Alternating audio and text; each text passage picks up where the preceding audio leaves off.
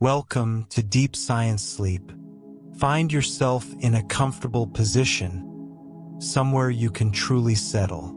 Let your body sink deeper into wherever you're resting. Take a slow breath in through your nose, feeling the cool air enter your lungs, and release it gently through your mouth, letting any tension flow away with that exhale. Again, breathe in slowly, feeling your chest rise, and release, feeling your shoulders drop and soften. One more time, a deep, nourishing breath in, and a long, peaceful breath out.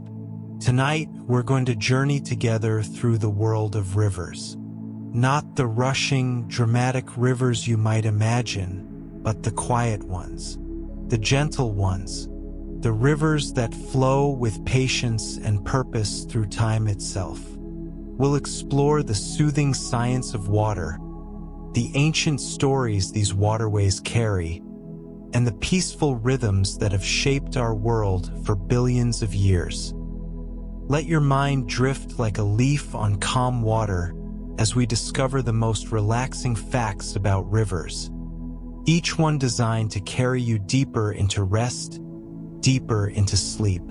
Close your eyes now if you haven't already. Picture yourself sitting beside a river on a perfect evening, when the light is soft and golden, filtering through leaves overhead.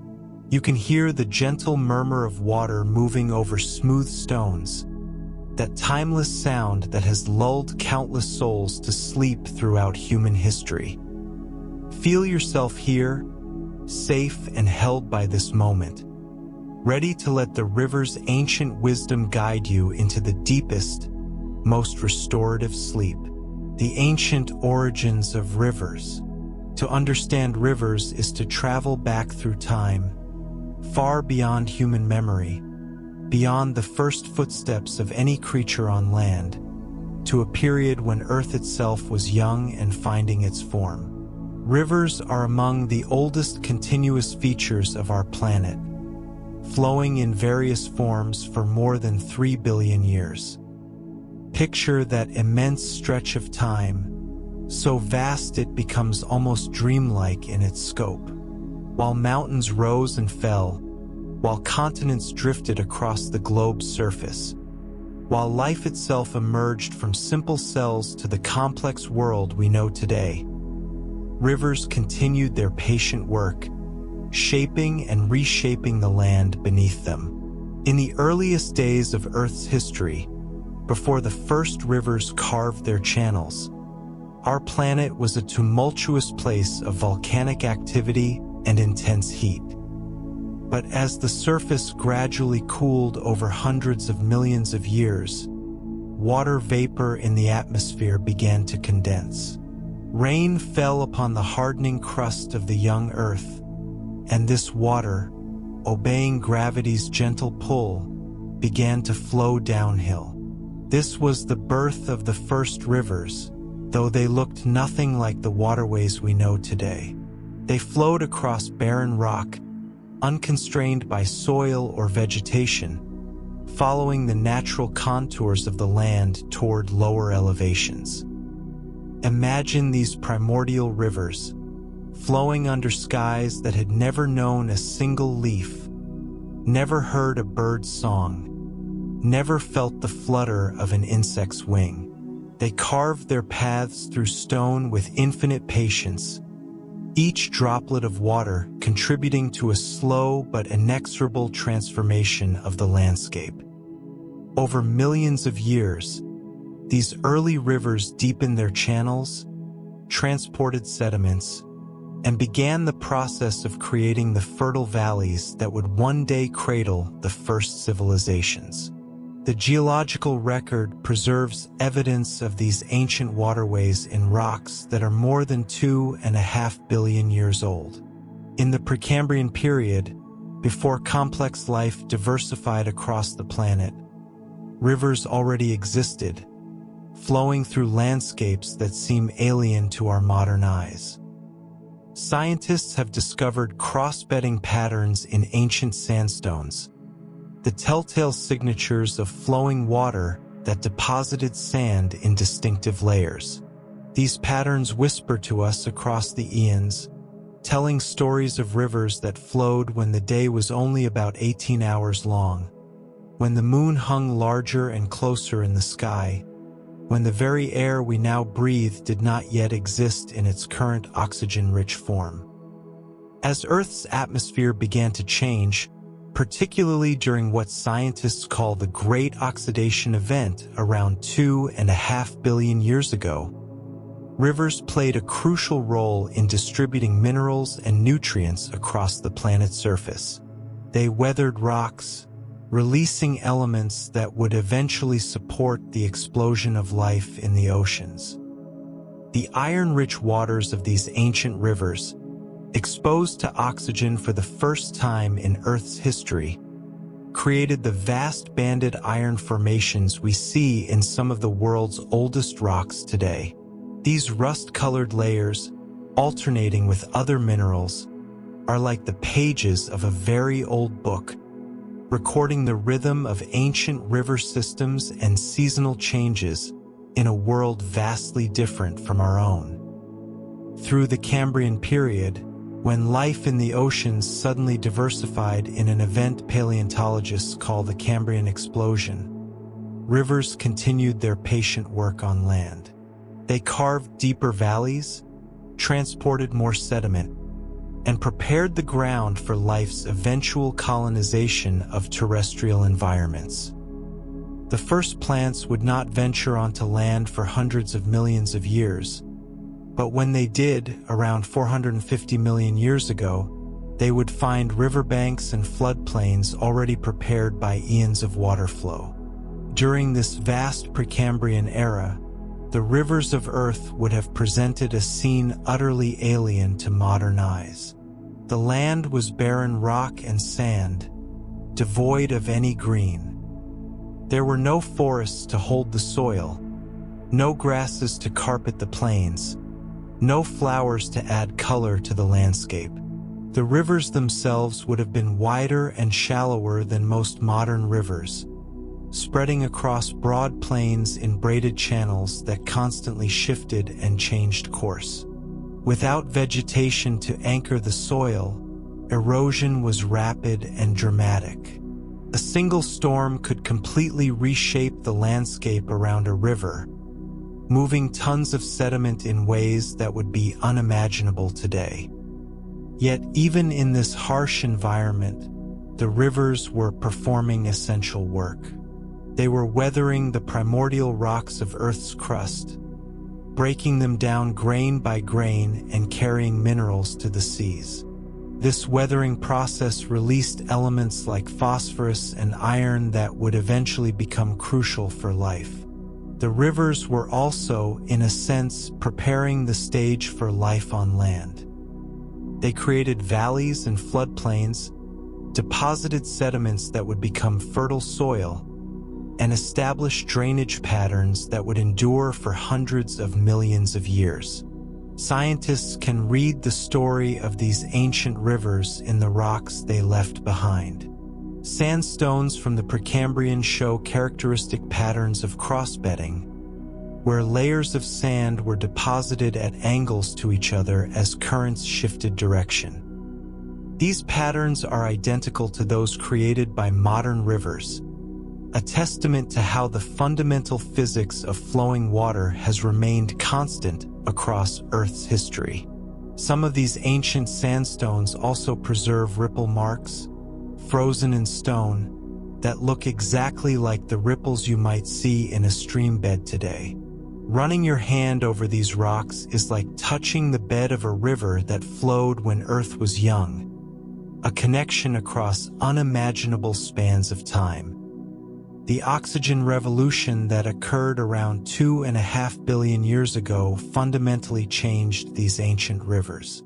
Before this time, Earth's atmosphere contained very little free oxygen. Most life existed in the oceans, and the organisms that did exist were anaerobic, meaning they didn't need oxygen. But some bacteria had evolved the ability to perform photosynthesis, using sunlight to convert carbon dioxide and water into organic compounds, releasing oxygen as a waste product. For millions of years, this oxygen was absorbed by iron dissolved in the ocean, creating vast deposits of iron oxide that settled to the sea floor. But eventually, the oxygen production exceeded the ocean's ability to absorb it, and free oxygen began to accumulate in the atmosphere and in surface waters. This was catastrophic for most existing life, as oxygen was toxic to anaerobic organisms. But it opened up new possibilities. Oxygen-rich water can support more active, energy-intensive forms of life. It also changed the chemistry of rivers.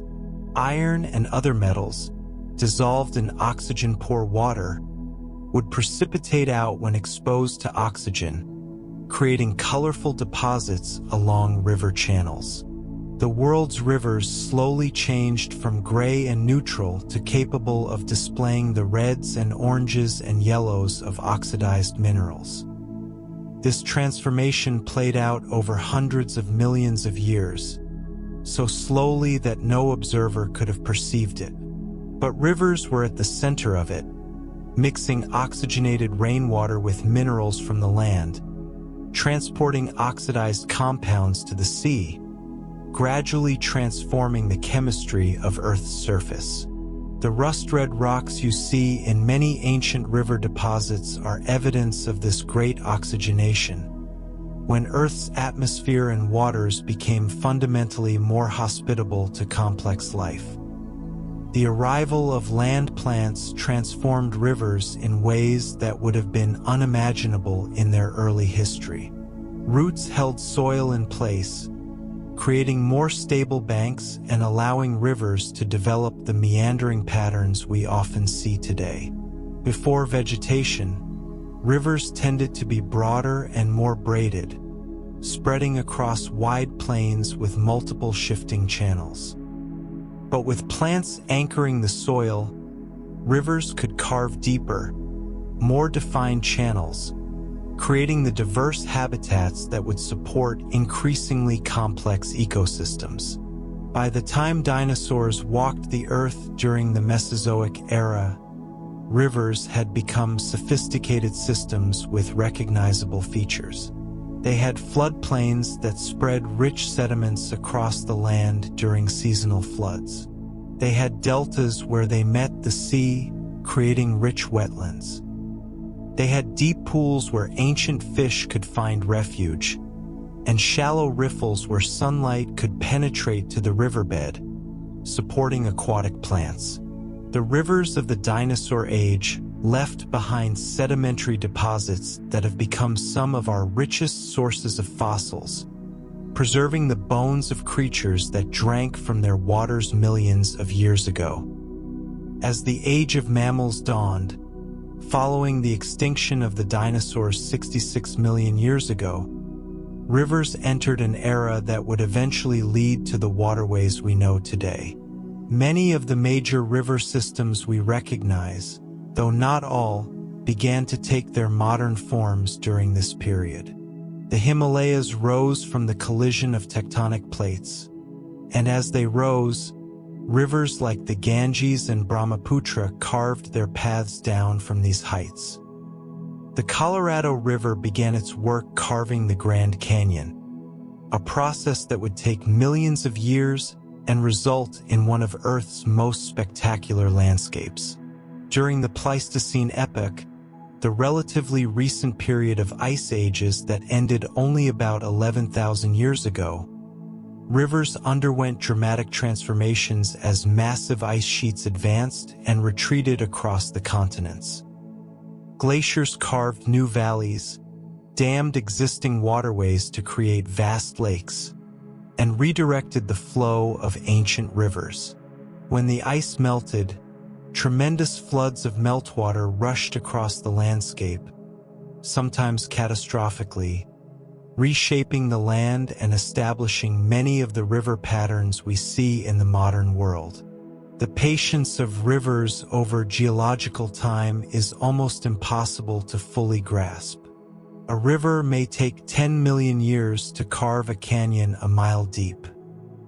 It may transport the equivalent of an entire mountain range to the sea grain by grain over the course of 100 million years.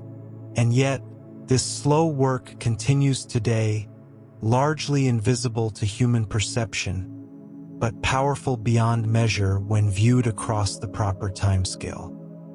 The river that flows past your hometown, that babbles over rocks or glides silently through deep pools, is the current expression of a process that has been ongoing for longer than there have been trees on Earth, longer than there have been fish in the sea, longer than there have been clouds in the sky of the kind we know today. Think of that timelessness as you drift towards sleep. Rivers teach us about patience, about the power of gentle persistence, about how the softest substance can reshape the hardest materials given enough time. They teach us that great changes happen slowly, imperceptibly, through the accumulation of countless small actions. As you rest here, imagine yourself as ancient and patient as a river, allowing sleep to come to you not through force but through gentle, natural progression, as inevitable as water finding its way downhill to the sea. The gentle physics of flowing water. There is something hypnotic about watching water flow, and science can explain part of this fascination. The movement of water in a river follows principles of physics that create patterns of extraordinary beauty and mathematical elegance. Understanding these patterns doesn't diminish the magic of rivers. Instead, it reveals a deeper layer of wonder in their gentle movements. Water in a river can flow in different ways, and these different flow patterns create the varied sounds and visual effects we find so soothing. In some parts of a river, particularly where the water moves slowly and the channel is straight, the flow is laminar. In laminar flow, the water moves in smooth, parallel layers, each layer sliding past the next with minimal mixing. If you were to watch a slow-moving stream and place a leaf on its surface, the leaf would glide downstream with a steady, even motion, following invisible rails of water molecules all moving together in the same direction. This is the flow of deep peace, of water at its most meditative. But more commonly in rivers, especially where the water moves faster or encounters obstacles like rocks or changes in the riverbed, the flow becomes turbulent. Turbulent flow is characterized by swirls, eddies, and chaotic mixing of water. Yet even in this seeming chaos, there are patterns and predictability. The swirls that form behind a rock in a stream, for instance, follow mathematical principles that scientists can describe and predict. These vortices spin and pulse with a rhythm that, while complex, has its own kind of order. The sound of flowing water that so many find relaxing is largely a product of turbulent flow. When water rushes over rocks or cascades down a small waterfall, it traps tiny bubbles of air. These bubbles collapse with almost imperceptible pops, and it's the combination of millions of these tiny events that creates the continuous, soothing white noise of flowing water. This sound masks other, more irregular noises in our environment, providing a sonic blanket that helps our minds settle and relax. The randomness of the sound, paradoxically, becomes predictable in its unpredictability, creating a steady backdrop that our brains interpret as safe and unchanging. One of the most beautiful features of rivers is their tendency to meander, creating graceful curves across the landscape. These meanders are not random. They emerge from the physics of flowing water interacting with the riverbed. When water flows around a curve, the water on the outside of the curve must travel a greater distance than the water on the inside. Because of this, it flows faster. This faster-moving water has more energy, which it uses to erode the outer bank of the curve. Meanwhile, the slower-moving water on the inside of the curve deposits sediment, building up what's called a point bar. This process is self-reinforcing. As the outer bank erodes and the inner bank builds up, the curve becomes more pronounced. Over time, a slight bend in the river can become a dramatic meander, sometimes looping so far back on itself that it nearly touches. Eventually, during a flood, the river may break through the narrow neck of land separating the loops, creating a shortcut. The old meander loop is left behind, becoming an oxbow lake, a crescent-shaped body of still water that slowly fills with sediment over decades or centuries. Scientists have studied meandering extensively and discovered that there's a beautiful mathematical relationship between a river's width and the wavelength of its meanders. Regardless of the river's size, whether it's a tiny stream a few feet wide or a mighty river hundreds of feet across, meanders tend to form with a wavelength that is about 10 to 14 times the width of the river. This ratio holds true for rivers on Earth and, remarkably, appears to have held true for the ancient rivers that once flowed on Mars, where the same physics of flowing water once applied. This universality of meandering patterns speaks to something profound about the nature of flowing water. The exact same processes that create the gentle curves in a small forest stream also create the massive meanders of the Amazon or Mississippi. It's a matter of scale, but the underlying physics is identical. Water flowing around a bend experiences centrifugal force pushing it toward the outer bank. This creates a pressure difference across the channel, with higher pressure on the outside of the bend. The water responds to this pressure difference by developing a secondary circulation pattern, a spiral flow that erodes the outer bank and deposits sediment on the inner bank. The sediment that rivers transport is itself a fascinating subject. Rivers move material in three main ways. In solution, where minerals are completely dissolved in the water. In suspension, where fine particles of silt and clay are carried along by turbulence. And as bedload, where larger particles like sand and gravel roll or bounce along the bottom. Each of these transport modes operates according to the energy available in the flowing water. When a river flows fast, it has enough energy to keep even relatively large particles in suspension and to roll substantial cobbles along the bed.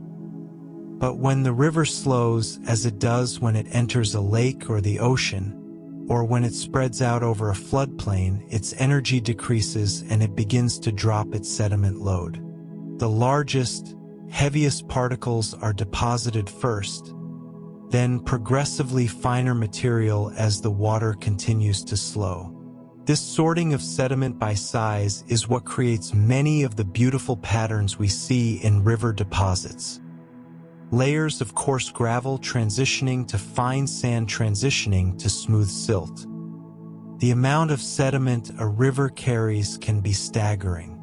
The Mississippi River, before it was extensively dammed and managed, carried an estimated 400 million tons of sediment to the Gulf of Mexico every year. The Amazon carries even more, perhaps 1 billion tons annually.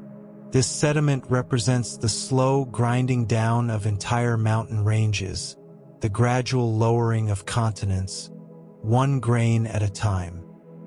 Over millions of years, rivers have transported the equivalent of many Himalayan mountain ranges from the land to the sea. This sediment doesn't disappear when it reaches the ocean.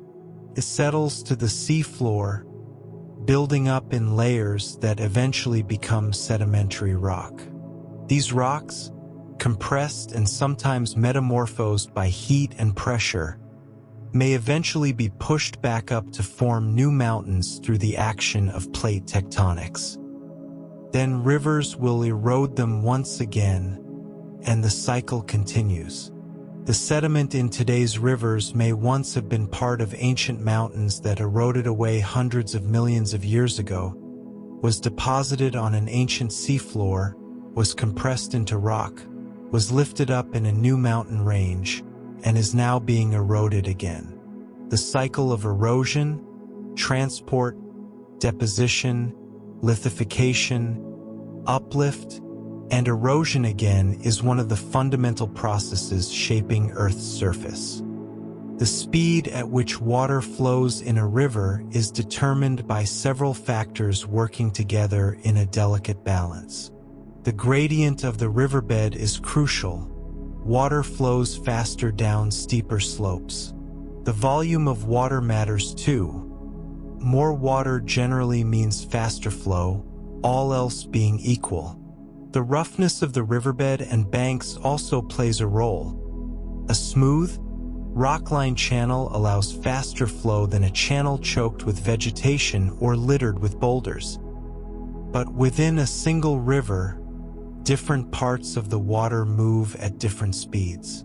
The water at the surface generally flows faster than the water near the bottom, where friction with the riverbed slows it down.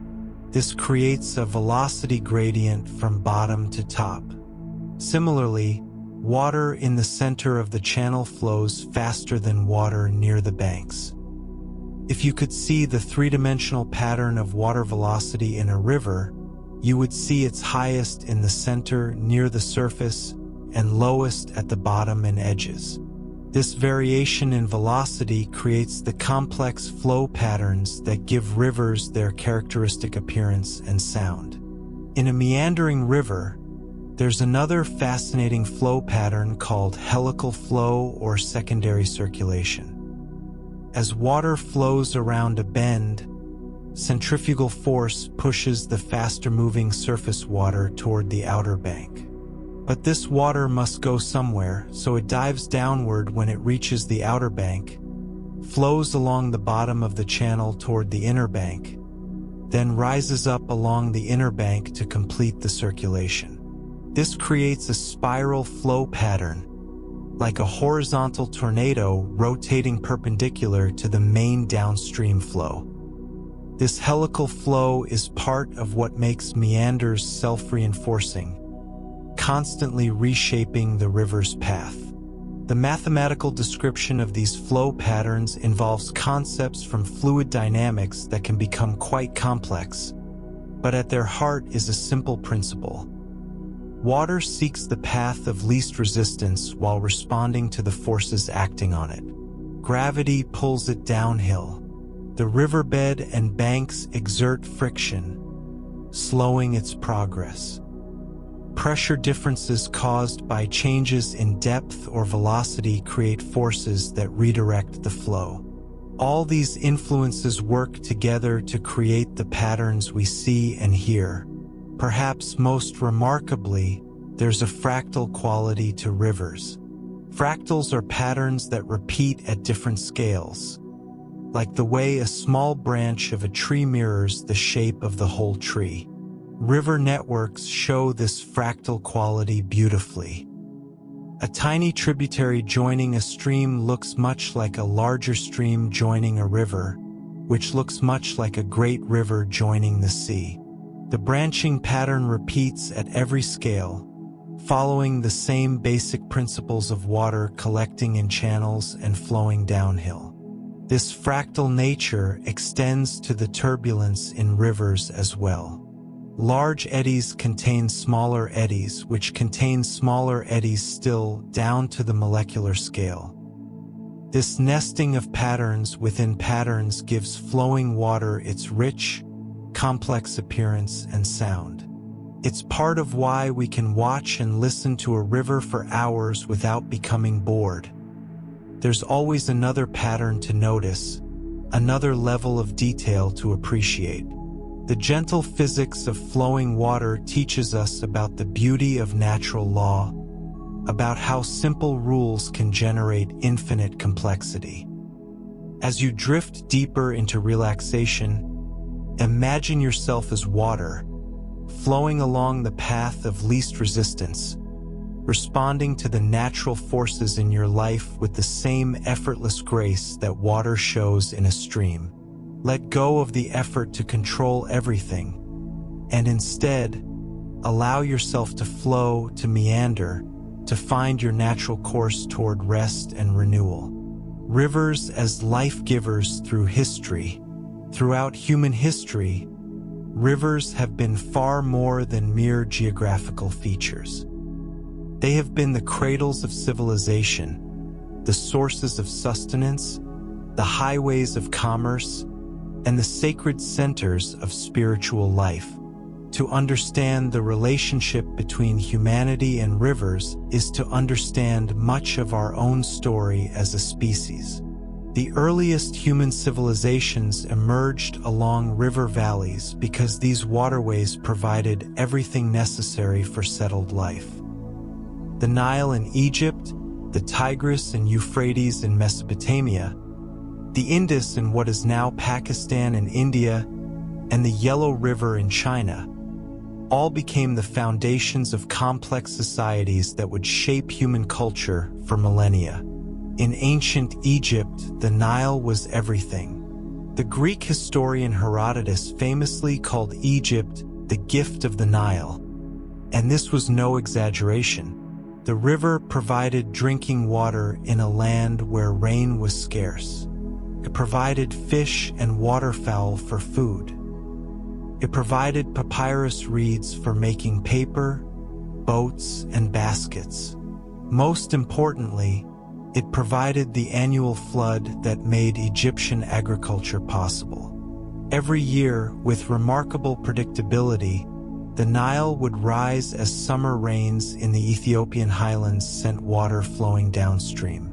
The flood would cover the fields of the Nile Valley with water, and when it receded, it left behind a layer of rich, dark silt, perfect for growing crops.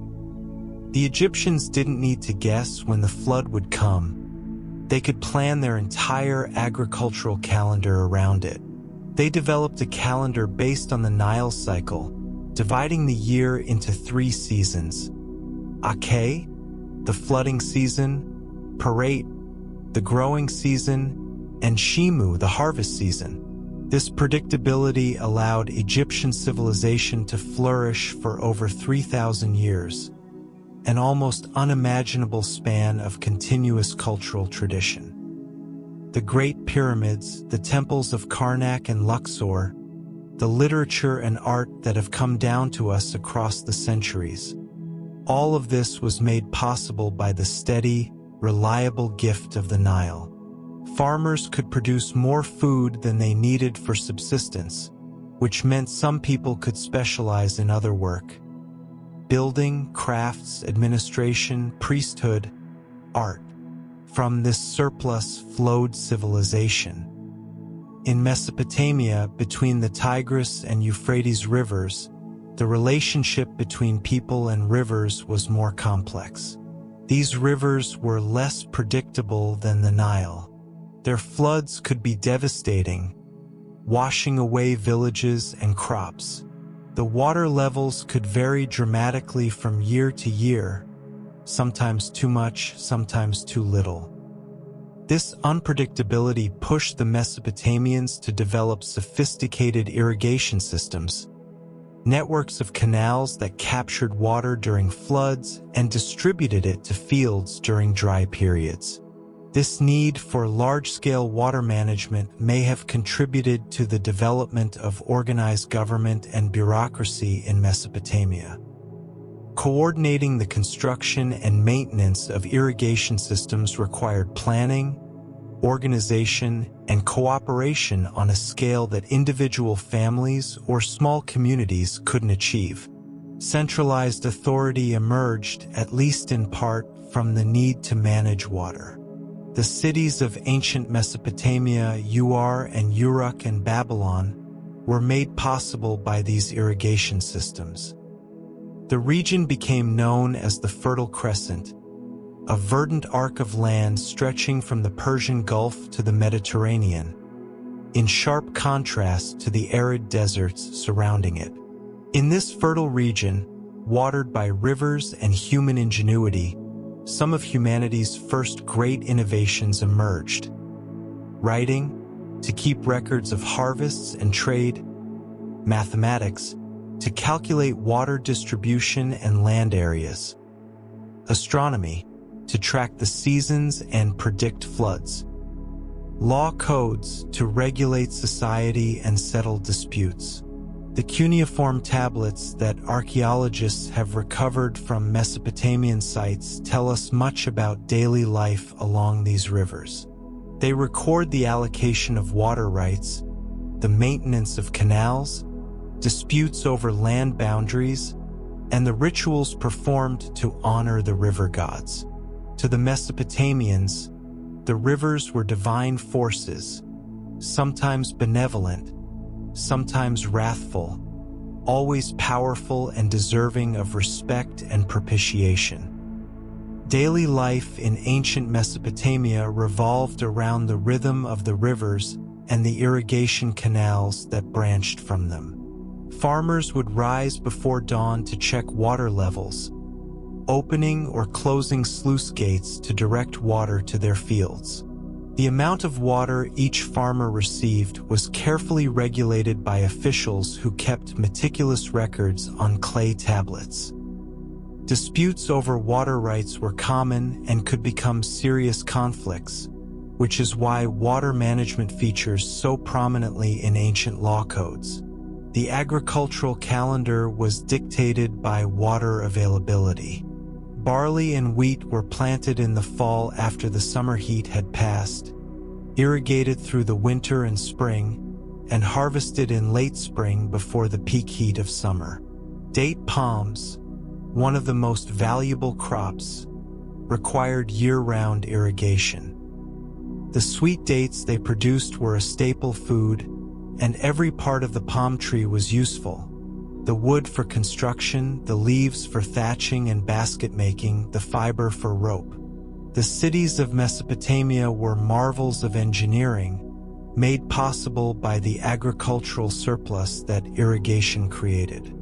Ur, one of the greatest cities, was home to perhaps 65,000 people at its peak around 2000 BCE.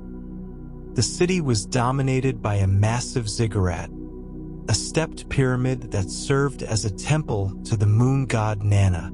This structure, built entirely of mud bricks made from river clay and sediment, rose more than 60 feet into the air. From its summit, priests could observe the heavens and the surrounding landscape, watching for signs of the god's will and monitoring the approach of floods or enemies. The streets of Ur were narrow and winding, lined with houses of mud brick. The homes of wealthy merchants and officials might have 2 stories built around a central courtyard, with rooms opening inward rather than onto the street, providing privacy and relief from the heat. The walls were often whitewashed and decorated with colorful paintings. Wells provided water for drinking and cooking, supplementing what was drawn from the river and canals. Markets bustled with activity, as merchants traded goods brought from distant lands via river commerce. Copper from Oman, timber from Lebanon, carnelian beads from the Indus Valley, all arrived by boat, having traveled up the rivers or along the coast and then up the rivers. Mesopotamian merchants exported textiles woven from flax and wool, barley and dates, and finished goods like pottery and bronze tools. The rivers made this trade possible, providing reliable transportation over long distances. Writing itself may have developed in Mesopotamia partly because of the need to keep track of water management and agricultural production. The earliest cuneiform texts are accounting documents, recording quantities of grain, animals, and other goods. Temple administrators needed to track the distribution of land and water, the collection of taxes and offerings, the payment of workers. Writing allowed this information to be recorded accurately and permanently, enabling the complex organization that large-scale irrigation required. Further east, along the Indus River in what is now Pakistan and northwestern India, another sophisticated civilization arose. The Indus Valley Civilization, which flourished from about 3300 to 1300 BCE, built remarkably advanced cities with planned streets, sophisticated drainage systems, and standardized weights and measures. The cities of Harappa and Mohenjo-Daro, their names ancient beyond knowing, were marvels of urban planning. The Indus River provided water for agriculture through a combination of natural flooding and human-built irrigation works. The civilization that grew along its banks developed a writing system that still defies complete decipherment, traded with Mesopotamia and other regions, and created art of great beauty and craftsmanship. Then, for reasons that remain mysterious, this civilization declined. Some scholars believe that changes in the river itself, perhaps through shifts in the monsoon patterns or through the river changing its course, may have contributed to this decline. It's a reminder that the relationship between humans and rivers is always a dialogue, not a monologue. Rivers give, but they can also take away. In China, civilization coalesced along the Yellow River, so named for the yellow-brown silt it carries from the Lus Plateau of central China. This silt, while making the river's water murky, is also what makes the land along the Yellow River so fertile. Deposited during floods, it created some of the richest agricultural land in the ancient world. The earliest Chinese dynasties arose in the Yellow River Valley, and for this reason, the river is often called the cradle of Chinese civilization. But the Yellow River has also been called China's sorrow because of its devastating floods. The river's course across a flat plain, combined with the heavy silt load that builds up the riverbed over time, has made it prone to catastrophic changes in course and to floods that have killed millions of people throughout history. Chinese engineers developed increasingly sophisticated systems of dikes and levees to control the river, an effort that continues to this day. The struggle to manage the Yellow River has been a central theme in Chinese history, shaping politics, technology, and culture. These four great river civilizations, the Nile, Mesopotamia, the Indus, and the Yellow River, were not the only early societies to develop along waterways, but they were among the most influential.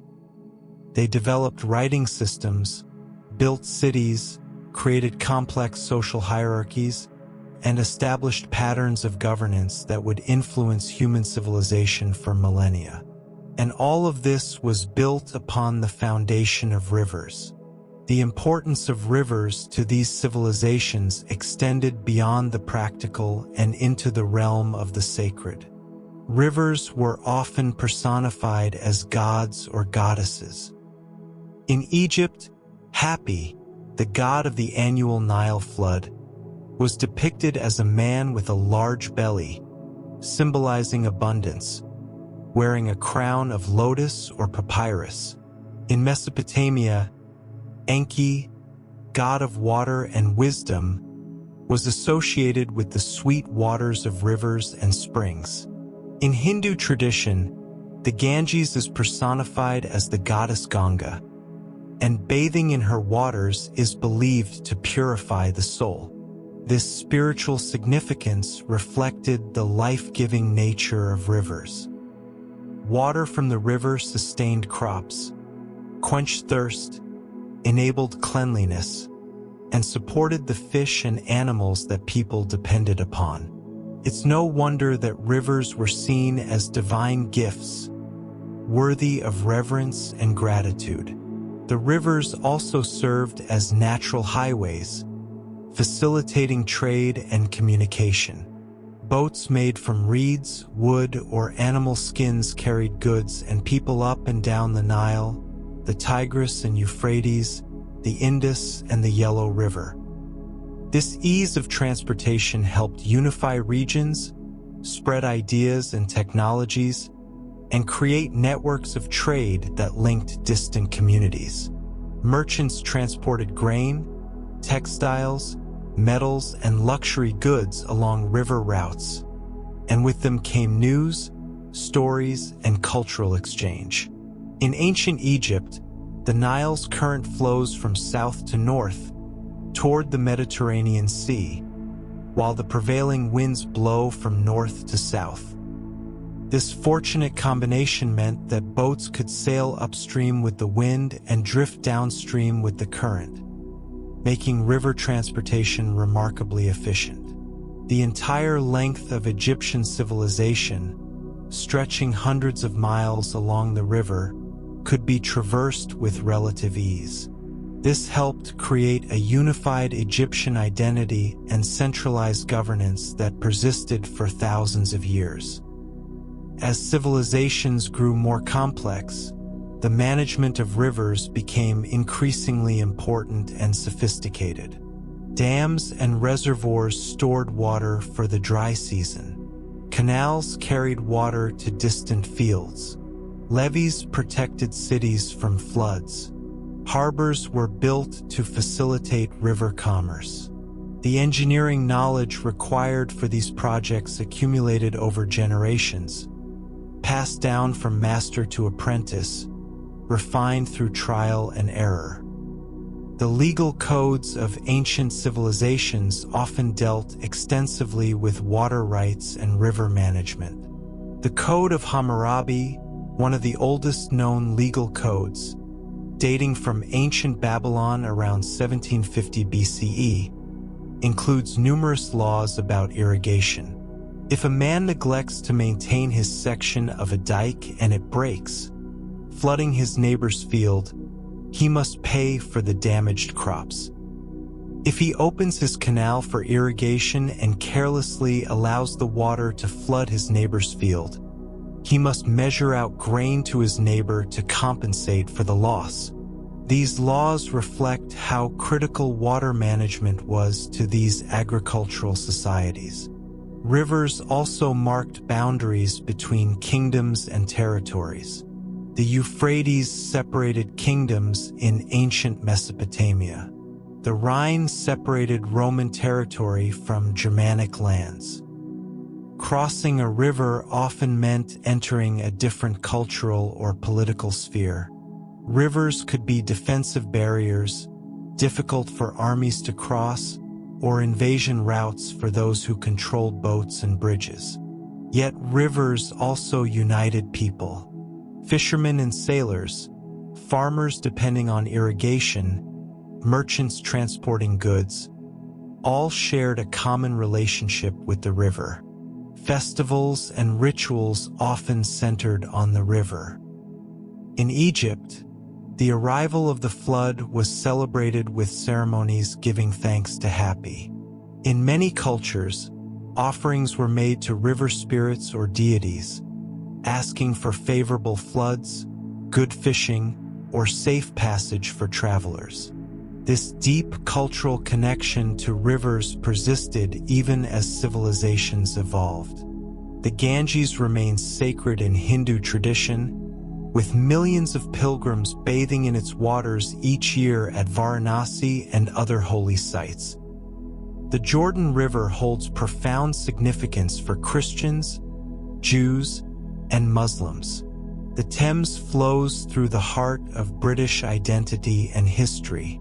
The Mississippi is woven into American culture through literature, music, and folklore. As you settle deeper into rest, consider the timeless rhythm of these rivers, flowing through human history just as they flow through the landscape. They have witnessed the rise and fall of empires, the birth and evolution of religions, the development of technologies from the first irrigation canals to modern hydroelectric dams. They have provided for countless generations, asking nothing in return but respect and wise stewardship. In their patient flow, there is a lesson about continuity, about the long view, about how the most important things in life often come not from striving but from receiving with gratitude the gifts that nature offers. The secret world beneath the surface. When we think of a river, we often focus on what we can see. The glittering surface, the flow over rocks, the ripples and currents. But beneath that surface lies a hidden world of extraordinary complexity and beauty, a realm teeming with life and activity that most people never glimpse but which is essential to the river's health and its role in the larger ecosystem. The ecosystem of a river begins with the smallest inhabitants, the microscopic organisms that form the base of the food web. Phytoplankton, tiny photosynthetic organisms, drift in the water, capturing energy from sunlight and converting it into living matter. These microscopic plants are eaten by zooplankton, equally tiny animals that in turn become food for larger organisms. This invisible dance of consumption and growth supports everything else in the river. Attached to rocks and submerged logs, communities of algae and other microorganisms form biofilms, thin layers of living material that coat every underwater surface. These biofilms are remarkably productive ecosystems in themselves, hosting bacteria, fungi, protists, and tiny invertebrates. They play crucial roles in nutrient cycling, breaking down organic matter and releasing nutrients back into the water where other organisms can use them. The riverbed itself is not just a static surface but a dynamic interface between the water and the earth. Water flows not only over the surface of the sediment but also through it, percolating through the spaces between sand grains and pebbles. This zone beneath the riverbed, called the hyporheic zone, can extend meters deep and contains its own unique community of organisms. Water in the hyporheic zone flows more slowly than the surface water, giving organisms time to process nutrients and organic matter. The exchange of water between the surface river and the hyporheic zone helps purify the river, filtering out pollutants and breaking down organic waste. Living within this underwater realm are countless species of invertebrates, animals without backbones that play essential roles in river ecosystems. Aquatic insects spend part or all of their lives underwater. Mayfly nymphs cling to rocks, feeding on algae and detritus. Caddisfly larvae build cases around themselves from sand grains or tiny twigs, creating mobile homes that protect them from predators. Dragonfly and damselfly nymphs are fierce predators, hunting other invertebrates with quick strikes. Stonefly nymphs require clean, well-oxygenated water, and their presence is often a sign of a healthy river. Freshwater snails graze on algae, their rasping tongues wearing tiny paths across rock surfaces. Mussels and clams filter water through their bodies, straining out microscopic food particles and, in the process, helping to keep the water clear. Some freshwater mussels can live for decades, slowly filtering hundreds of gallons of water each day. Crayfish scuttle across the riverbed, scavenging dead material and helping to break down organic matter. These invertebrates are food for fish, the most visible and perhaps most beloved inhabitants of rivers. River fish have evolved remarkable adaptations to life in flowing water. Trout, with their streamlined bodies and powerful muscles, can hold position in fast currents or dart upstream with quick bursts of speed. They have keen eyesight for spotting insects on the water surface and can leap out of the water to capture prey or navigate small waterfalls. Different species of trout prefer different parts of a river. Brown trout often lurk beneath undercut banks or fallen trees, while rainbow trout prefer faster water and riffles. The life of a trout in a river is one of constant calculation and precision. A trout holds its position in the current, facing upstream, watching for insects drifting toward it. The fish must balance the energy it expends fighting the current against the energy it gains from the food it catches. Each trout claims a territory, a particular spot where the current delivers food, but where the fish can find shelter from the full force of the flow. Larger, stronger fish claim the best spots, where food is abundant and energy expenditure is minimized. Smaller fish must make do with less favorable positions. During insect hatches, when mayflies or caddisflies emerge in large numbers, trout feed actively, rising to the surface to sip insects from the water film. This is when they're most visible to human observers, their dorsal fins cutting the surface as they swirl to take a fly. The timing and location of these rises are remarkably consistent. Fish learn which parts of their territory produce the most food at which times of day, and they position themselves accordingly. Spawning is an exhausting process for trout.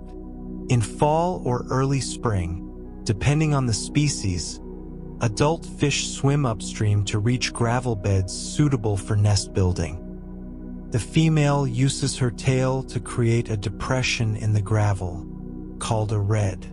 She lays her eggs in this depression, and a male fertilizes them. Then she covers the eggs with gravel, protecting them from predators and providing them with well-oxygenated water flowing through the spaces between pebbles. The adults, particularly the males who often spawn with multiple females, become thin and exhausted from the effort and the journey. Many don't survive to spawn again. The eggs develop slowly over the winter, the embryos inside growing by degrees in the cold water. When they hatch in spring, the tiny fish, called alevin, remain in the gravel for several weeks, feeding on their attached yolk sacs. When the yolk is consumed, they emerge from the gravel as fry, tiny vulnerable creatures that must immediately begin finding food while avoiding the multitude of predators that would eat them. Many are eaten by other fish, by birds, by aquatic insects. Those that survive grow quickly through their first summer, and if they make it through the first winter, their chances of reaching adulthood improve substantially. Catfish, with their whisker-like barbels sensitive to taste and touch, patrol the river bottom, finding food by feel in murky water or at night. They're often most active in the evening and early morning, using the cover of low light to hunt. Unlike trout, which rely primarily on vision, catfish live in a world of taste and touch. Their entire body is covered with taste receptors, allowing them to detect food dissolved in the water from a considerable distance. When they locate something promising, they use their barbels to investigate, determining whether it's edible before consuming it. The largest catfish can grow to impressive sizes. The Mekong giant catfish can exceed 8 feet in length and weigh over 600 pounds, making it one of the largest freshwater fish in the world. Even in smaller rivers, catfish of 20 or 30 pounds are not uncommon. These fish are often long-lived, with some species capable of living for 20 years or more. They're generally omnivorous, eating plant material, insects, smaller fish, and carrion. Their role as scavengers makes them important for cleaning up dead material in the river. Bass ambush their prey from cover, using their explosive acceleration to capture smaller fish. Pike and pickerel are sleek predators with mouths full of sharp teeth, waiting motionless among aquatic plants before striking with lightning speed. These fish are apex predators in many river systems, sitting at the top of the food chain and helping to control populations of smaller fish. They hunt primarily by sight, their eyes positioned on their heads to give them a wide field of view. When they spot prey, they approach slowly, moving with barely a ripple, then strike with a burst of speed that can exceed 20 miles per hour in the short distance of an attack. The hunting strategy of these predator fish is energy efficient. Rather than constantly swimming in search of prey, burning energy in the process, they wait for prey to come to them. This sit-and-wait strategy works best when there's good cover to hide in, which is why structure in a river, such as fallen logs, undercut banks, weed beds, and rocks, is so important for predator fish. These features provide both hunting blinds and territory that can be defended from competitors. Young predator fish start life as prey themselves, vulnerable to larger fish and birds. A baby bass only an inch long feeds on zooplankton and tiny insects.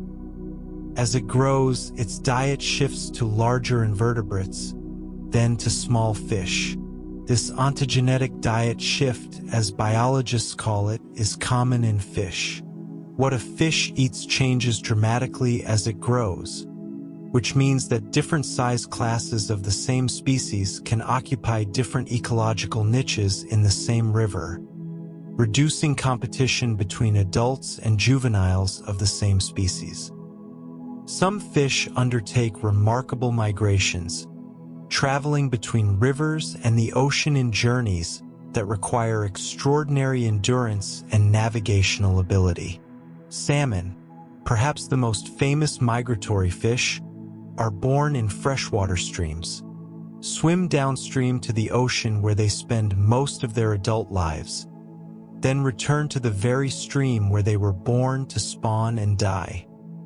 How they navigate across thousands of miles of ocean to find their home stream is still not fully understood, but it likely involves a combination of celestial navigation, sensitivity to Earth's magnetic field, and recognition of the unique chemical signature of their home water. These salmon migrations have profound effects on river ecosystems. When salmon return from the ocean to spawn, they bring marine-derived nutrients with them. After spawning, when the adult salmon die, their bodies decompose, releasing nitrogen, phosphorus, and other nutrients into the river. These nutrients fertilize the entire ecosystem, supporting algae, invertebrates, and the young salmon that will hatch from the eggs. Bears, eagles, and other animals feed on the salmon, further distributing nutrients across the landscape. Studies have shown that trees growing along salmon-bearing streams grow faster than those along streams without salmon, nourished by the marine nutrients that salmon bring from the ocean. Not all migratory fish move between fresh and salt water. Many fish migrate within river systems, moving between different habitats for different life stages or different seasons. In large river systems, fish may swim upstream to spawn in smaller tributaries where the water is clear and the gravel suitable for building nests. They may move to deeper pools in winter to escape cold or to shallow, warm waters in summer. During floods, fish may move into temporary habitats like floodplain wetlands, taking advantage of abundant food and shelter before returning to the main channel as water levels drop. This seasonal rhythm of migration and movement creates a constantly changing community in any given part of a river. The fish present in spring may be different from those in summer or fall. Understanding these patterns is crucial for protecting river ecosystems and the species that depend on them. Beneath the surface, rivers are also home to amphibians, creatures that bridge the water and land. Frogs and toads often lay their eggs in still or slow-moving water along river margins, where tadpoles hatch and develop before transforming into air-breathing adults. Salamanders, particularly aquatic species, live their entire lives underwater, breathing through their skin and feathery external gills. The hellbender, a large salamander found in some Appalachian streams, can grow to more than 2 feet long and lives under rocks in clean, fast-flowing water. The health of these underwater communities depends on many interconnected factors. Water temperature affects the amount of dissolved oxygen in the water, which most aquatic life needs to survive. Generally, cooler water holds more oxygen than warm water. This is why many fish species prefer cooler streams or deeper pools where the water temperature is lower. The clarity of the water affects how much sunlight can penetrate to support photosynthesis by aquatic plants and algae. Too much sediment in the water, often from erosion caused by deforestation or poor land management, can reduce light penetration and smother the eggs of fish and invertebrates. The pH of the water, its acidity or alkalinity, influences what species can thrive. Most freshwater organisms prefer water that is neutral to slightly alkaline, but some streams naturally run acidic due to the geology of their watersheds. Acid rain can lower the pH of rivers and streams, stressing or killing sensitive species. Nutrients like nitrogen and phosphorus are essential for life, but in the right amounts. Too much nutrient input, often from agricultural runoff or sewage, can cause algal blooms that deplete oxygen when the algae die and decompose, leading to fish kills and degraded habitat. The physical structure of the river also matters enormously. A diversity of habitats, pools and riffles, fast water and slow, shallow and deep, rocky bottom and sandy bottom, allows a diversity of species to coexist. Fallen trees and logs provide cover for fish and attachment points for invertebrates. Undercut banks offer hiding places and cool refuges. Gravel beds provide spawning habitat for many fish species. Rivers are remarkably resilient ecosystems, capable of recovering from disturbances if given the chance. After a flood scours the riverbed, life quickly returns. Algae and biofilms reestablish themselves. Invertebrates drift downstream from unaffected areas or emerge from refuges where they survived the flood. Fish return from deep pools or tributaries where they sheltered. Within weeks or months, the underwater community can be thriving again. This resilience comes from the connectivity of river systems and the biodiversity they support. Because rivers are connected networks, organisms can recolonize disturbed areas from upstream or downstream. The diversity of species means that when some are temporarily wiped out, others can fill their ecological roles until the missing species return. This redundancy and connectivity make river ecosystems robust and adaptable. But this resilience has limits. Dams that block fish migration, pollution that persists in sediments, habitat destruction that eliminates the diversity of pools and riffles. These can push river ecosystems past their ability to recover. Understanding the secret world beneath the surface is the first step toward protecting it. As you rest here, breathing slowly and deeply, imagine the hidden life of a river. Picture the mayfly nymphs clinging to rocks, the trout hovering in the current, the microscopic dance of plankton in a sunbeam filtered through clear water. This world exists largely unseen by human eyes, going about its ancient patterns of life, death, and renewal. There is something peaceful in knowing that such complexity exists, that beneath the surface beauty we admire, there are layers upon layers of intricate relationships and processes. Like a river's hidden depths, we too contain more than what appears on the surface.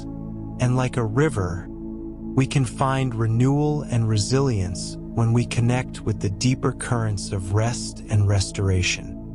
Famous rivers and their unique personalities. Just as people have unique personalities, so too do rivers.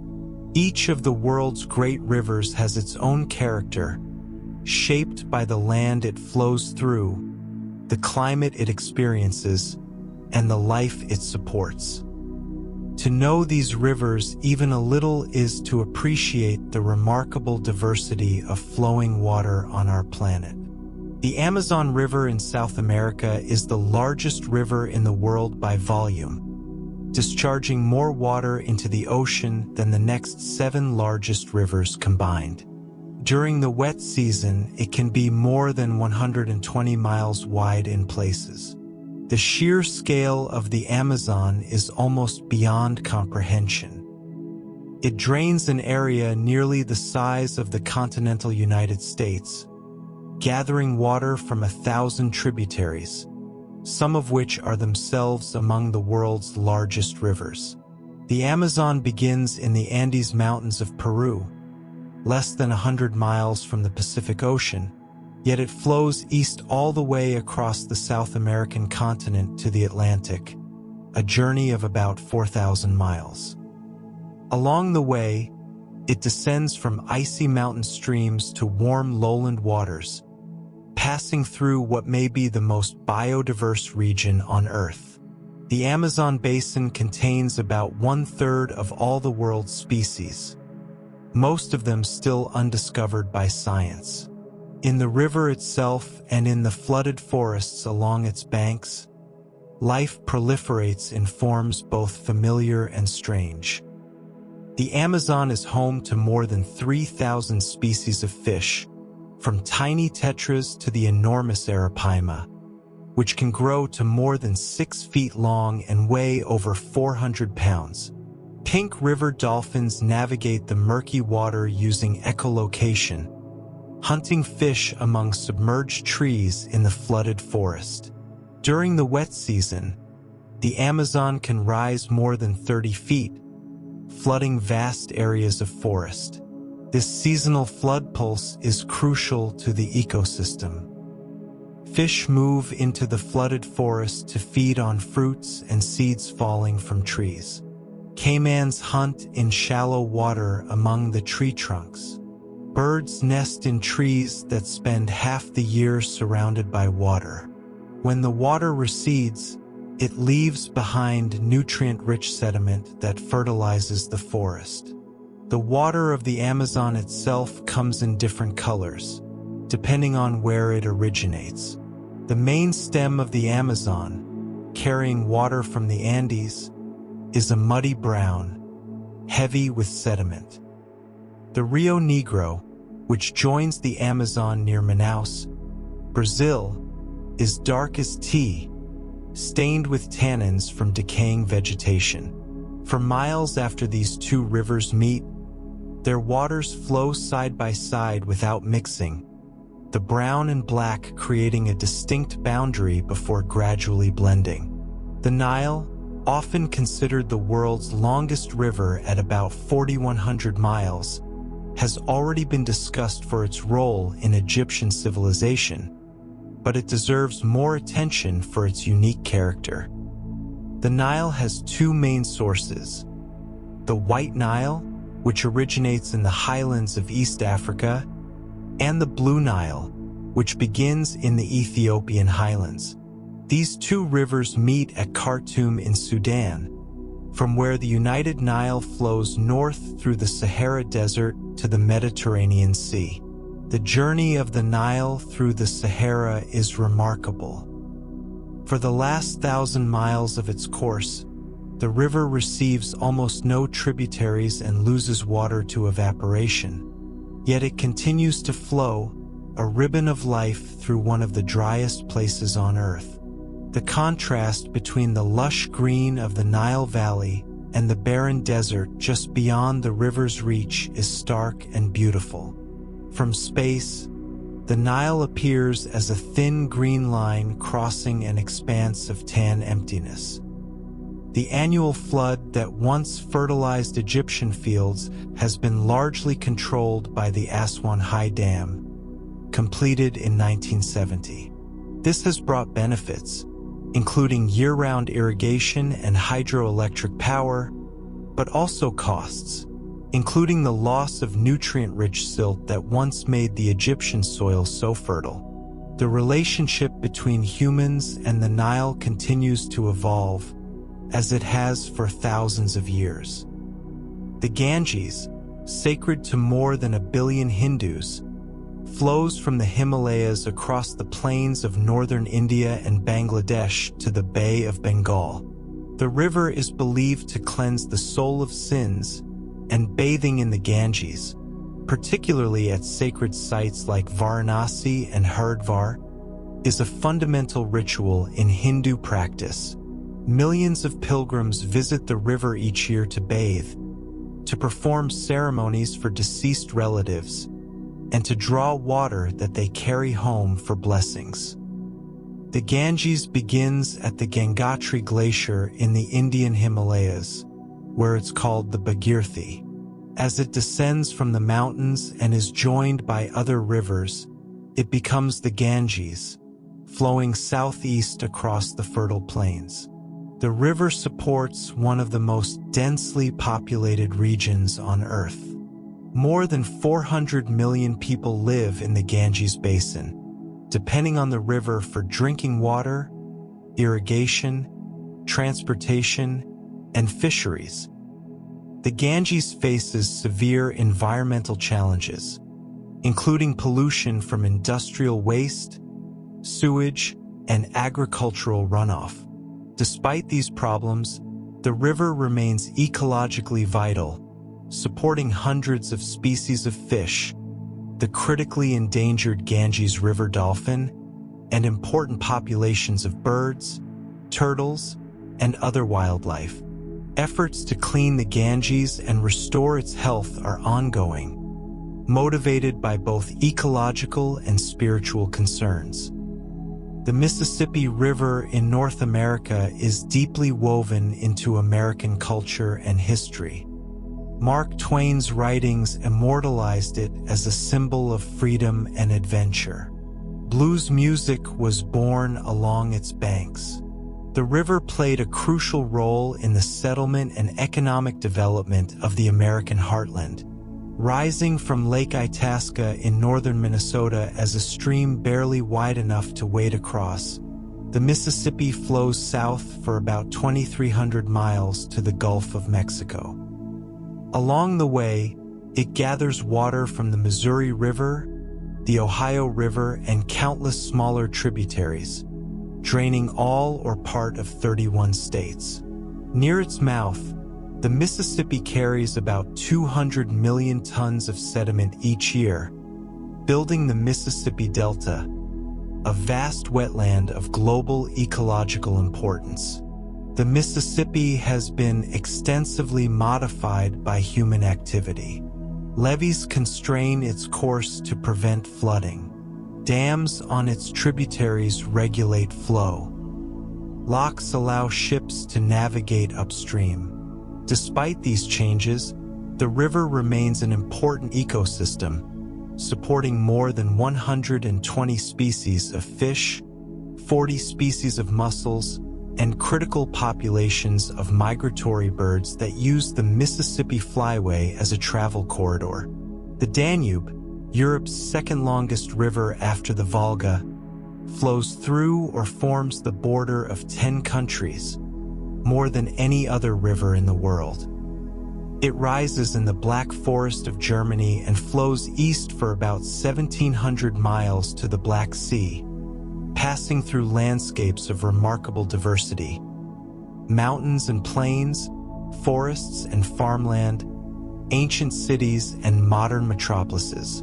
The Danube has been a corridor of human movement and cultural exchange for thousands of years. Celtic, Roman, Germanic, Slavic, and many other peoples have lived along its banks, built cities, and transported goods on its waters. Vienna, Budapest, and Belgrade are among the major cities on the Danube, each with a unique relationship to the river that flows through its heart. The Amazon, Nile, Ganges, Mississippi, and Danube are just a few of the world's great rivers, each with countless stories to tell. The Congo, second only to the Amazon in volume, flows through the heart of Africa, supporting rainforests of extraordinary biodiversity. The Yangtze, Asia's longest river, has been the lifeline of Chinese civilization for thousands of years. The Rhine, the Mekong, the St. Lawrence, the Volga, each has shaped human history and culture in profound ways. But perhaps the most important thing to understand about rivers is that each one, whether famous or unknown, great or small, has its own story and its own ecological importance. A small stream that you could step across is just as much a river as the Amazon, playing its part in the water cycle, supporting its own community of life, connecting the land to the sea.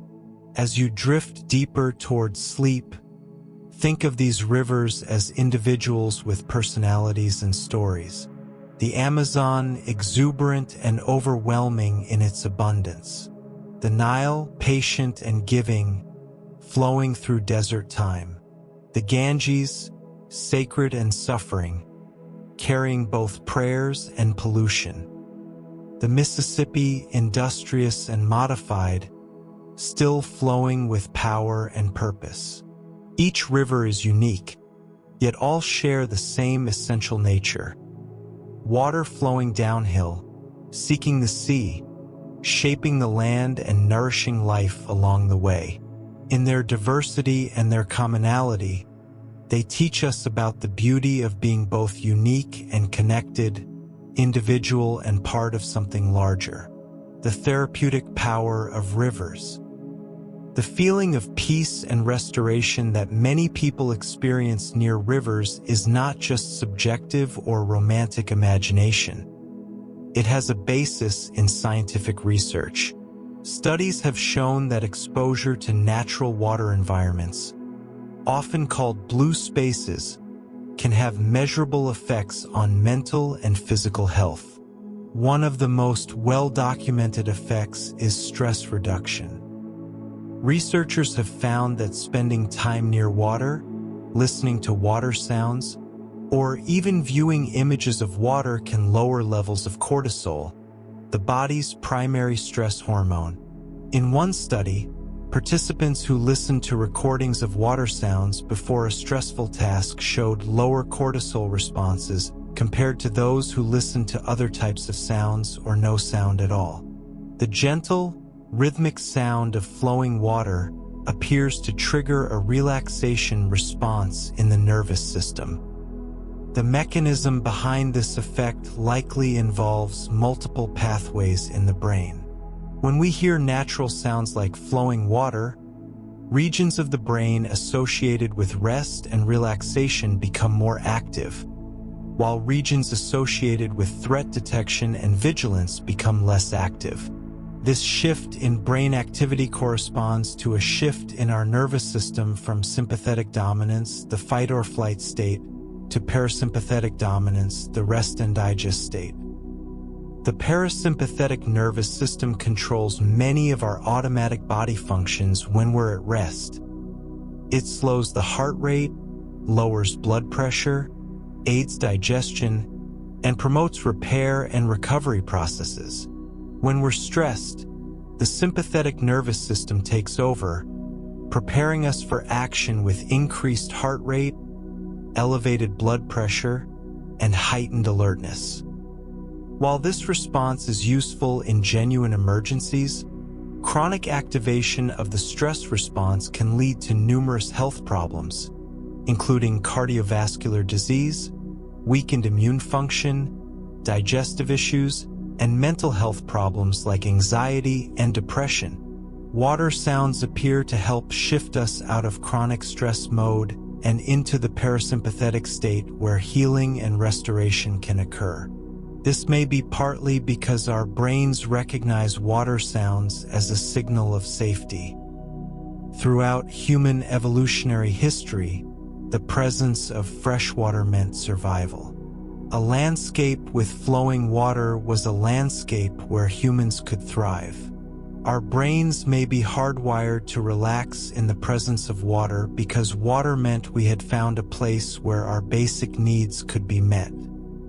This evolutionary perspective is supported by studies showing that people's preference for water in landscapes is universal across cultures and appears even in young children who haven't been specifically taught to value water. When shown images of different environments and asked which they find most appealing or which they would prefer to inhabit, people consistently choose landscapes that include water.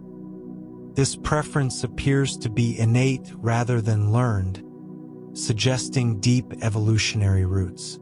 The visual aspects of water contribute to its calming effect as well. The movement of water creates patterns that are complex enough to be interesting but simple enough to be easily processed by the visual system. Water in motion is neither completely predictable nor completely chaotic. It occupies a middle ground that captures our attention without overwhelming our processing capacity. This kind of gentle, effortless attention, what environmental psychologists call soft fascination, allows our directed attention systems to rest and recover. Directed attention is the mental faculty we use for focused, goal-oriented tasks like reading, problem-solving, or navigating traffic. It requires effort and can become fatigued with sustained use, leading to a state called directed attention fatigue. Symptoms of this fatigue include difficulty concentrating, increased distractibility, irritability, and impaired decision-making. Natural environments, particularly those with water, appear to allow directed attention to recover by engaging involuntary attention through soft fascination. The color blue itself may also contribute to water's calming effect.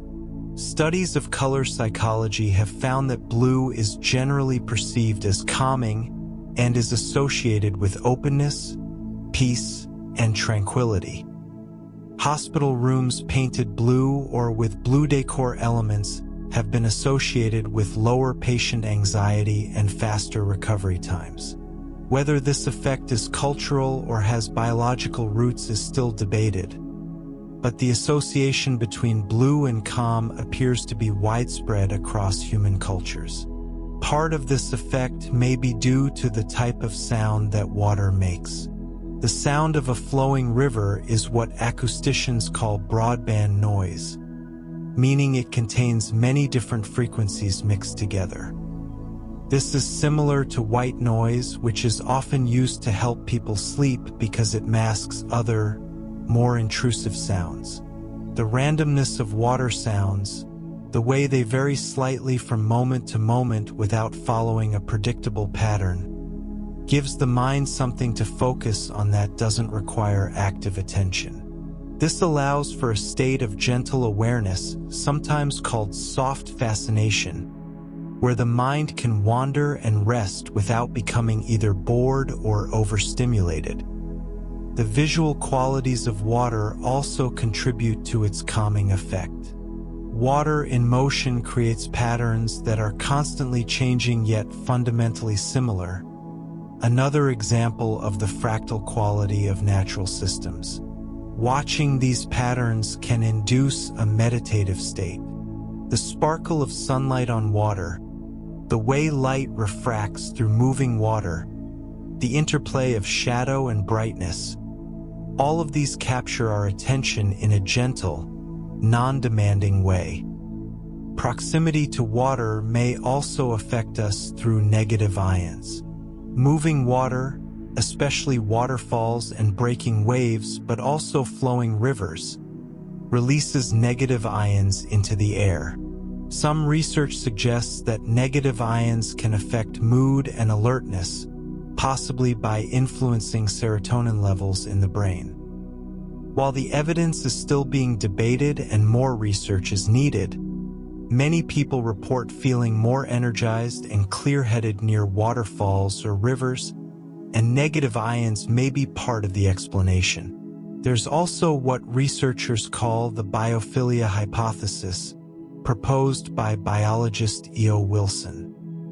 This hypothesis suggests that humans have an innate tendency to seek connections with nature and other forms of life, a tendency that evolved because our ancestors' survival depended on understanding and relating to the natural world.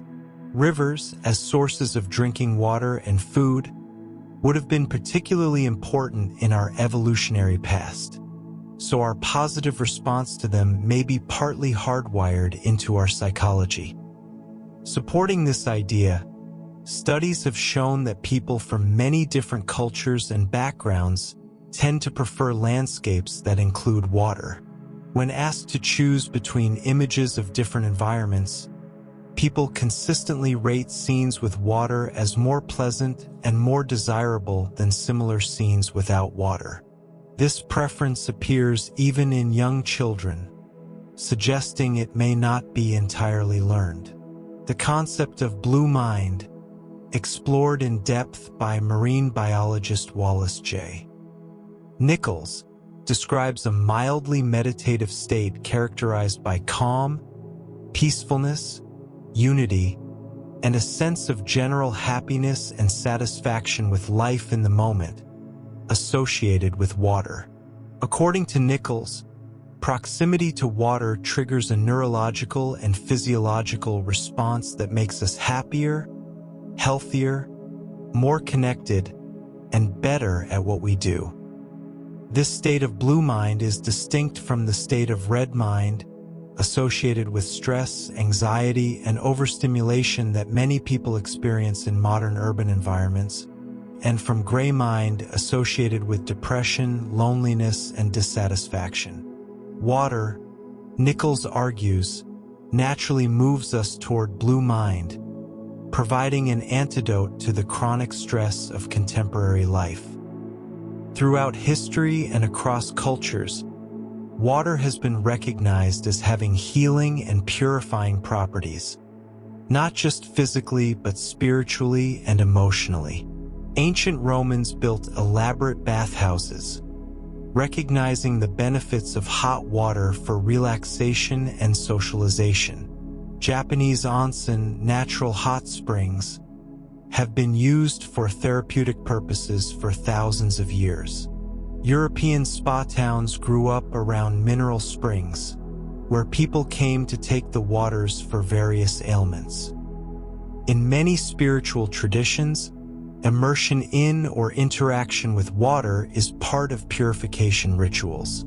Christian baptism, Islamic wudu, Hindu bathing in the Ganges, Shinto misogi, all involve water as an agent of spiritual cleansing and renewal. While the specific beliefs and practices vary, the common thread is water as a medium of transformation and healing.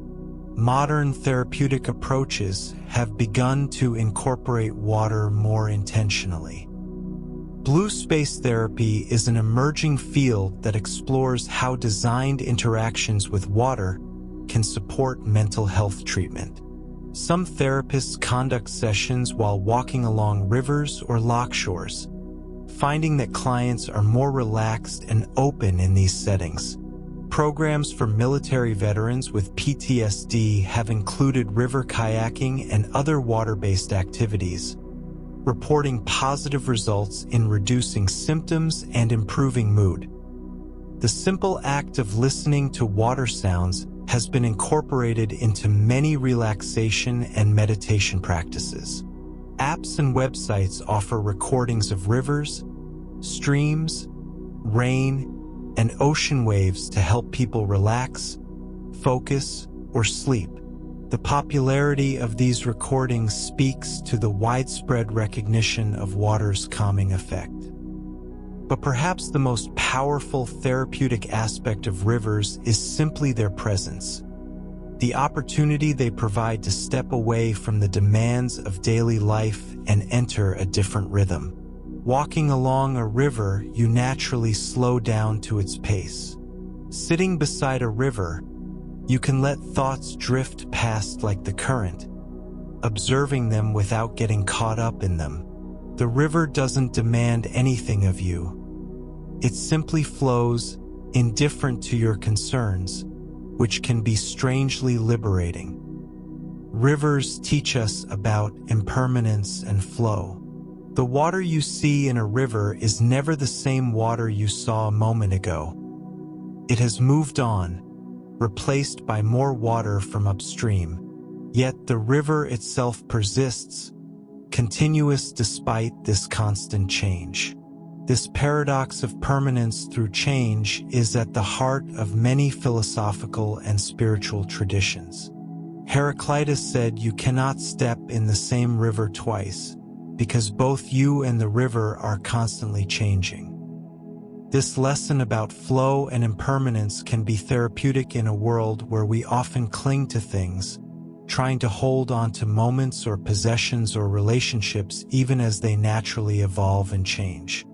Rivers show us a different way, to let things flow, to trust in the continuity of the current even as the particulars change, to find peace not in grasping but in allowing. As you rest here, sinking deeper into relaxation with each breath, imagine yourself beside a river. Perhaps you're lying on a soft bank, your feet trailing in cool water. Perhaps you're on warm rocks, listening to the water murmur over stones. However you picture it, let the river work its gentle magic. Let its sound wash over you, masking any intrusive thoughts or worries. Let its flow remind you that you don't have to hold on to anything right now. You can let go, trusting that the current will carry you somewhere good. Let the river's ancient presence connect you to something larger and older than your temporary concerns. Let it ease you into sleep, into dreams, into the healing rest your body and mind need. Rivers through the seasons. Rivers are not static. They change with the seasons, transforming in character and appearance as the year progresses. To know a river well is to know it through all its seasonal moods, each with its own beauty and patterns. In spring, many rivers undergo their most dramatic transformation. As winter snow melts in the mountains and headwaters, water flows downstream in increasing volume. Rivers that were mere trickles in late winter swell to become torrents. The sound changes from a quiet whisper to a roar. The color often changes too, becoming turbid with sediment stirred up by the powerful flow. This spring flood, while it can be dangerous and destructive if severe, is also a time of renewal. The high water carries nutrients from the surrounding landscape into the river. It scours clean the riverbed, removing accumulated organic matter and creating fresh surfaces for algae and biofilm to colonize. It rejuvenates side channels and wetlands that may have dried up over the winter, providing new habitat for fish and amphibians. Many fish species spawn in spring, timed to coincide with higher water levels. Salmon and trout swim upstream to reach their spawning grounds, navigating swollen streams with powerful muscles. They build nests in gravel beds called redds, where they lay eggs that will develop over the following weeks. The higher spring flows help the newly hatched fish disperse downstream to feeding areas. Along the riverbanks, spring brings an explosion of life. Willows and cottonwoods leaf out, their bright green foliage contrasting with the still dormant vegetation further from the water. Wildflowers bloom in the riparian zone. Marsh marigolds with their golden flowers, wild irises in shades of blue and purple, the white blossoms of serviceberry trees. Migrating songbirds arrive, filling the air with calls and song as they establish territories and build nests. The spring river is energetic, even exuberant. It's a time of abundance and activity, of growth and transformation. Yet there's also a gentleness to it, the soft green of new leaves, the tender shoots of new growth, the careful tending of nests and eggs. As spring transitions to summer, the river typically begins to recede. The snow has melted from all but the highest peaks. Rainfall usually decreases. The river's flow moderates, becoming more predictable and calm. The water often clears, as sediment settles and the reduced flow doesn't stir up as much material from the riverbed. Summer is a time of warmth and abundance along rivers. The water temperature rises, which can stress some species that prefer cooler water but benefits others that thrive in warmth. Aquatic insects hatch in waves throughout the summer months. If you sit beside a river on a summer evening, you might see mayflies emerging from the water, their delicate wings drying in the air before they take their first flight. These hatches provide abundant food for fish, and watching trout rise to take insects from the water surface is one of the great pleasures of a summer evening by a river. The vegetation along the riverbank reaches its fullest expression in summer. Trees form a dense canopy that shades the water, helping to keep it cool. Shrubs and herbaceous plants create thick cover that provides habitat for birds, small mammals, and amphibians. The riparian zone is lush and green, a corridor of life through whatever landscape the river passes through. In regions with hot summers, rivers become refuges from heat. People come to swim, to wade, to sit with their feet in cool water. Fish seek out the coolest spots. Deep pools shaded by overhanging trees, places where cold springs seep into the river. The turbulent water below small waterfalls where oxygen levels are high. Summer thunderstorms can temporarily raise water levels, creating mini floods that pulse through the system. These events, while brief, help to maintain the dynamic character of the river, preventing it from becoming too static and uniform. They flush out accumulated debris, stir nutrients back into circulation, and create new habitat features. As summer wanes and autumn arrives, rivers enter another period of transition. Leaves begin to turn color in the watershed, and soon they begin to fall. Leaves falling into rivers are not just beautiful. They're an important source of energy for the ecosystem. As leaves break down, either through being shredded by invertebrates or decomposed by fungi and bacteria, they release nutrients and organic matter that support the entire food web. Some aquatic invertebrates specialize in eating leaf litter. Shredders like certain caddisfly larvae break leaves into smaller pieces. These pieces are then consumed by collectors, smaller invertebrates that strain fine particles from the water.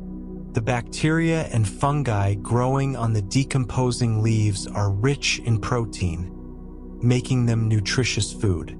In this way, energy from the terrestrial plants is transferred to the aquatic ecosystem. Autumn water temperatures begin to drop as days shorten and air temperatures cool. Many fish species spawn in fall, including salmon on their epic upstream migrations and brown trout building redds in gravel. The cooler water holds more oxygen, which benefits eggs developing through the winter. The autumn river often has a melancholy beauty. The water may be clear and calm, flowing past banks adorned with brilliant foliage.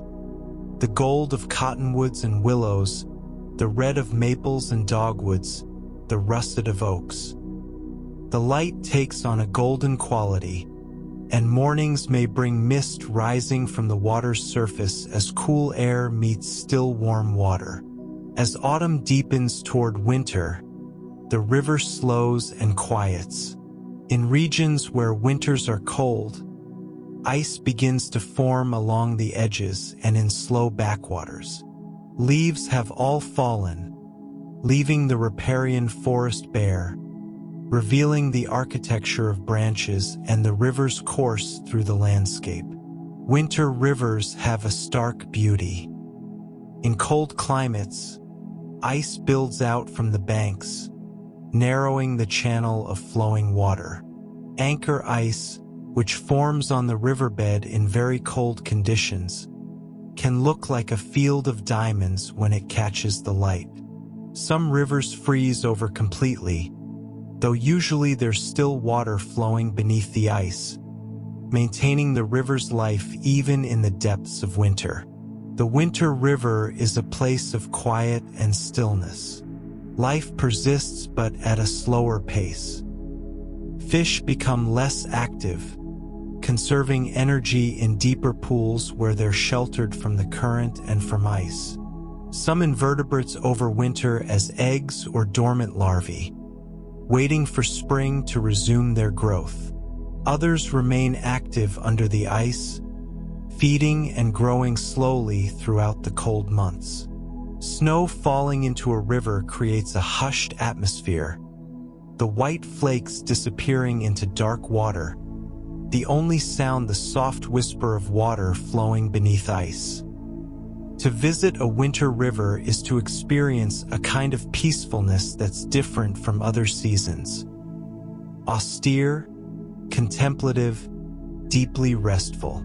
Yet even as the river seems to sleep under snow and ice, it's preparing for spring's renewal. The snow accumulating in the watershed is next year's water, stored in frozen form until warmer weather releases it to flow downhill. Seeds that fell into the river in autumn lie dormant in sediment, ready to sprout when conditions are right. Fish eggs buried in gravel develop slowly, their embryos growing with infinitesimal patience toward the day they'll hatch. The seasonal cycle of rivers reminds us that change is constant but patterns repeat. Each year the river swells with spring melt and wanes through summer and fall. Each year leaves fall and ice forms and melts again. There's comfort in this cyclical nature, in knowing that after winter comes spring, after drought comes rain, that the river endures through all its changes. As you settle even more deeply into rest, imagine the river through all its seasons. Spring's exuberant flow, summer's warm abundance, autumn's golden transition, winter's quiet rest. Like the river, you too move through cycles, times of activity and times of rest, times of abundance and times of quieter sustenance. Right now, you're in a season of rest, and that's exactly where you should be. Let go of any urgency about other seasons. They'll come when they come. For now, rest in this winter of sleep, this quiet time when your body and mind can restore themselves, preparing for whatever spring may bring. The eternal cycle, rivers and the water journey. Every drop of water in every river on Earth is part of a grand cycle that has been operating for billions of years. Understanding this cycle reveals the profound interconnectedness of all water on our planet and the timeless journey that each molecule undertakes. The water cycle, also called the hydrological cycle, is the continuous movement of water on, above, and below the surface of the Earth. It's powered by the sun's energy and by gravity, and it operates on scales both vast and intimate, from global circulation patterns to the transpiration of a single leaf. Water evaporates from the ocean, from lakes, from rivers, and from the soil. It transpires from plants, released through tiny pores in leaves after being drawn up from roots. This water vapor rises into the atmosphere, where it cools and condenses into clouds. The clouds drift on winds, sometimes traveling thousands of miles before the water falls back to Earth as precipitation. Rain, snow, sleet, or hail. Some precipitation falls directly into rivers, lakes, and oceans, immediately rejoining surface water. Some falls on land where it may take longer, more complex paths. Some soaks into the soil, where it may be taken up by plant roots and transpired back to the atmosphere, or it may percolate deeper into the ground, recharging aquifers. Some runs off across the land surface, flowing into streams and rivers that carry it toward the sea. Rivers are crucial arteries in this cycle, gathering water from the land and delivering it to the ocean. A river's watershed, or drainage basin, is the entire area from which it collects water. Rain falling anywhere in the watershed will eventually make its way to the river, either as surface runoff, through shallow subsurface flow, or by seeping into groundwater that feeds the river from below. The journey of a water molecule from ocean to atmosphere to land to river and back to ocean can take vastly different amounts of time depending on the path it follows. Water that evaporates from the ocean and falls back as rain over the ocean might complete the cycle in days. Water that falls as snow on a mountain becomes part of a glacier and slowly makes its way downhill over hundreds or thousands of years before melting and entering a river follows a much longer path. Water that seeps deep into an aquifer might remain underground for thousands of years before emerging from a spring to join a river. The average time a molecule of water spends in the ocean is about 3,000 years. In the atmosphere, it's only about 9 days. In rivers, it's about 2 weeks. In lakes, it varies enormously depending on the lake, from days to centuries. In glaciers and ice caps, it can be tens of thousands of years. In groundwater, it ranges from weeks to 10,000 years or more. This means that the water flowing in a river today might have fallen as rain last week, or it might have been frozen in a glacier for centuries, or it might have been deep underground since before human civilization began. Each river is a mixture of waters of different ages and origins, all flowing together toward the sea. Rivers are not just passive conduits in the water cycle. They actively transform water chemically and biologically. As water flows through a river, it dissolves minerals from rocks and soil, carrying nutrients like nitrogen, phosphorus, and carbon. It picks up organic matter from decaying leaves and other plant material. Microorganisms in the river break down pollutants and cycle nutrients, essentially cleaning and processing the water as it flows. This processing capacity means that rivers play a crucial role in maintaining water quality. A healthy river can absorb a certain amount of pollution and break it down before the water reaches the ocean. The biofilms coating rocks, the invertebrates feeding on organic matter, the plants growing along the banks, all contribute to this purification process. However, this capacity has limits. If pollution exceeds the river's ability to process it, water quality degrades, affecting all the life the river supports. The water that eventually reaches the ocean from rivers carries with it not just pure water molecules, but dissolved minerals, nutrients, and sediments. These inputs are essential for ocean ecosystems. The nutrients support phytoplankton growth, which forms the base of the marine food web. The sediments build deltas and coastal wetlands. The dissolved minerals contribute to ocean chemistry, including the salt that makes seawater salty. In the ocean, the cycle continues. Surface water warms under the sun and evaporates, beginning the journey once again. Deep ocean currents circulate water globally, mixing warm and cold water, oxygenating the depths, and distributing nutrients. Some of this deep ocean water might not return to the surface for 1,000 years or more, but eventually, it too will evaporate and fall as rain, perhaps on a mountainside where it will begin its journey down a river. Groundwater deserves special attention in understanding the water cycle and rivers. Many rivers receive much of their flow from groundwater seeping into the channel. During dry periods, when there's no rain falling, rivers continue to flow because groundwater keeps feeding them. This base flow, as it's called, is the minimum flow a river maintains, and it's entirely dependent on groundwater. Water seeps into the ground through permeable soil and rock, moving slowly downward until it reaches the water table, the upper surface of the saturated zone.